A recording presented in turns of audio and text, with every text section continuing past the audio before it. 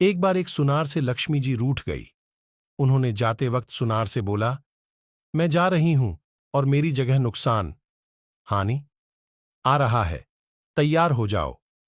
लेकिन मैं तुम्हें अंतिम भेंट जरूर देना चाहती हूं, मांगो जो भी इच्छा हो। सुनार बहुत समझदार था, उसने विनती की, नुकसान आए तो आने दो, लेकिन उससे कहना कि मेरे परिवार में आपसी प्रेम बना रहे, बस मेरी यही इच्छा है।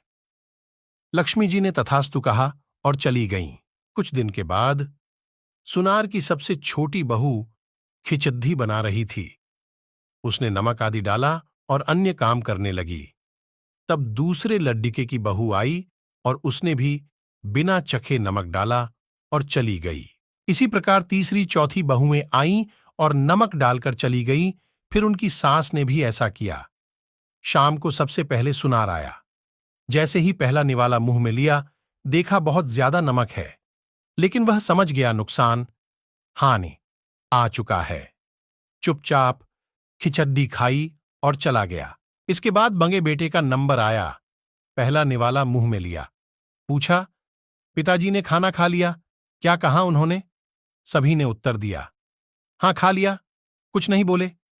अब लडी डीडी एचके ने सोचा, जब पिताजी ही कुछ नहीं बोले तो मैं भी चुपचाप खा लेता हूं।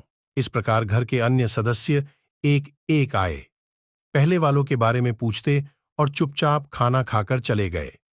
रात को नुकसान हानि हाथ जोड़कर सुनार से कहने लगा, मैं जा रहा हूं।